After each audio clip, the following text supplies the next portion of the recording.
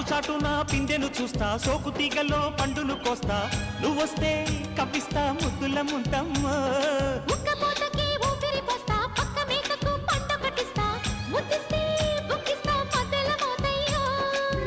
ఓలమ్మో పుకారులు షికారుగా రావమ్మో, ఎదలు ఎడెక్కిస్తే ఎట్టాబులమ్మో. ఊరయ్యో బజారులో మజాలకి రానయ్యో, పగలే పక్కెక్కిస్తే తంటాలేవయ్యో.